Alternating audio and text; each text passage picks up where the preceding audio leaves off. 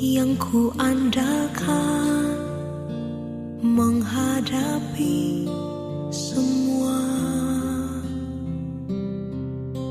Takkan pernah Dia kecewakan saat ku menyembah. Pertolongan yang Dia sediakan tepat pada waktunya. Ku berseru, Dia lepaskanku tempat harapanku, dan ku berlari padamu, gunung batuku. Kau hapuskan air mataku, tetap ku pegang janjimu, karena ku tahu ku berpegang pada Allah yang hidup.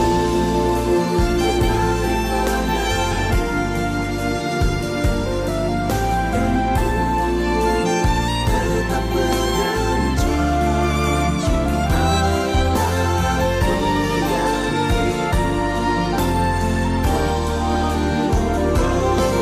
dan ku berlari padamu, gunung batuku. Kau hapuskan air mataku, tetap ku pegang janjimu, karena ku tahu ku berpegang pada Allah yang hidup.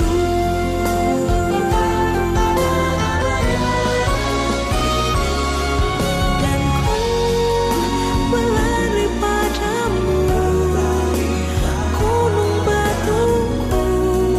Kau hapuskan air mataku, tetap ku pegang janjimu, karena ku tahu ku berpegang pada Allah yang hidup. Ku berpegang pada Allah yang hidup.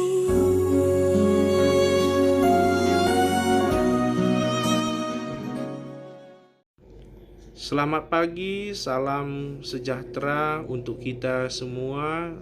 Pendengar Sabda pagi hari ini, kita boleh bersyukur untuk kasih dan kemurahan Tuhan yang masih kita rasakan hingga saat ini. Tuhan sudah membangunkan kita dan sudah memberikan kekuatan bagi kita. Oleh karena itu, sebelum kita menjalani aktivitas kegiatan kita, mari kita merenungkan firman Tuhan sejenak yang menjadi kekuatan dan sukacita bagi kita.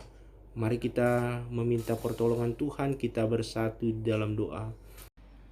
Bapa di surga, Bapa yang penuh kasih dan kemurahan, di pagi hari ini kembali kami bersyukur Bapa untuk berkat dan anugerah Tuhan yang masih Tuhan berikan bagi kami, di mana Tuhan sudah menemani kehidupan kami di sepanjang malam, dan Tuhan sudah membangunkan kami di pagi hari yang indah ini Tuhan. Bapa di surga, sebelum kami memulai aktivitas pekerjaan kami rindu diisi oleh kebenaran firman-Mu Bapa. Oleh karena itu biarlah Roh Kudus Tuhan hadir dimanapun kami berada, pendengar sabda pagi hari ini Bapa, supaya kami boleh mengerti apa yang menjadi kehendak Tuhan bagi kami pribadi lepas pribadi. Berfirmanlah Tuhan, karena kami seluruhnya anak-anak-Mu telah siap untuk mendengarkan firman-Mu. Di dalam nama anak-Mu Yesus Kristus kami berdoa dan bersyukur selalu. Amin. Saudara-saudara yang kasih Tuhan, pendengar sabda pagi hari ini, firman Tuhan yang menjadi sabda pagi kita terambil dari Kisah Para Rasul 9 ayat 36. Kisah Para Rasul 9 ayat 36. Demikianlah firman Tuhan. Di Yope ada seorang murid perempuan bernama Tabita. Dalam bahasa Yunani, Dorcas. Perempuan itu banyak sekali berbuat baik dan memberi sedekah. Saudara-saudara yang kasih Tuhan, ada hukum tabur tuai yang mengatakan apa yang kita tabur itu juga yang akan kita tuai. Jika yang kita tabur adalah benih jagung, maka yang kita tuai adalah jagung. Jika kita menabur kebaikan, maka kita akan menuai kebaikan. Dorcas atau Tabita namanya berarti rusa. Ia seorang perempuan yang gesit, segesit rusa. Ia gesit dan tekun dalam menabur kebaikan. Dorcas memang perempuan yang istimewa dalam Perjanjian Baru. Sebab hanya Dorcas yang satu-satunya perempuan namanya disebut sebagai murid perempuan. Dorcas membuka hatinya bagi Yesus. Dorcas menerima Yesus menjadi juru selamat dan Tuhannya. Ciri khas yang menonjol dan yang patut dicontoh dari Dorcas adalah ia mewujudkan imannya dalam bentuk pelayan yang total. Imannya dibuktikan dengan mengembangkan kemampuan ataupun talenta yang dimilikinya untuk menjadi berkat bagi sesama. Dorcas menabur kebaikan, ia membuat baju untuk para janda yang miskin. Di kota Yope ada banyak janda yang berjuang untuk mempertahankan hidup. Sebagai murid Yesus, Dorcas tahu apa yang harus dilakukan. Ia menolong para janda itu. Ia tidak melakukan dengan setengah hati. Ia melakukan dengan tujuan yang pasti dan berdasarkan kasih kepada Allah. Dorcas berkarya dengan menabur kebaikan yang nyata dan dirasakan oleh para janda di Yope. Ketika Dorcas jatuh sakit dan meninggal, banyak orang merasa sangat kehilangan. Mereka menangisi Dorcas dan sangat sedih karena kematian Dorcas. Tetapi mereka tidak hanya berdiam diri, mereka mendengar Petrus dan Yohanes sedang melayani di Lida yang tidak jauh dari Yope. Mereka meminta Petrus untuk datang ke Yope. Ketika Petrus datang, mereka memperlihatkan kepada Petrus pakaian-pakaian yang dibuat Dorcas bagi mereka. Mereka begitu bersyukur dan merasakan kasih Dorcas yang besar bagi mereka. Setelah itu Petrus menyuruh semua orang itu keluar. Ia berdoa kepada Allah dan dengan kuasa Roh Kudus Allah membuat Dorcas hidup kembali. Alkitab mencatat ada 7 orang yang dibangkitkan dari kematian. Dorcas adalah satu-satunya perempuan dewasa di antara ke-7 orang itu. Berita kebangkitan Dorcas menyebar ke seluruh kota Yope. Sejak itu orang-orang semakin menghormati Allah dan mempercayainya. Kehidupan dan kematian dan kebangkitan Dorcas adalah kesaksian tentang Injil. Dorcas menabur kasih dan menuai kasih.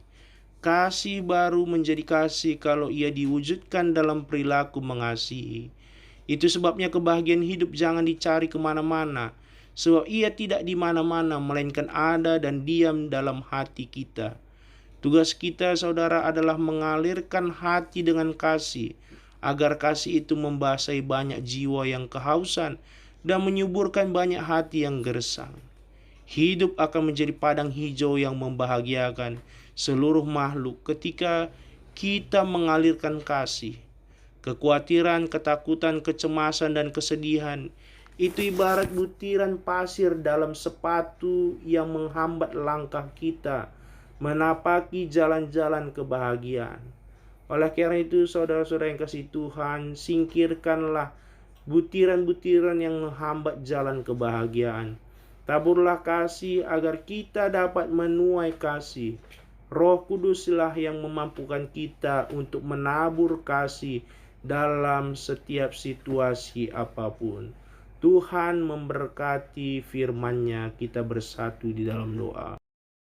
Bapa di surga, Bapa yang penuh kemurahan, kami sungguh bersyukur ya Bapa.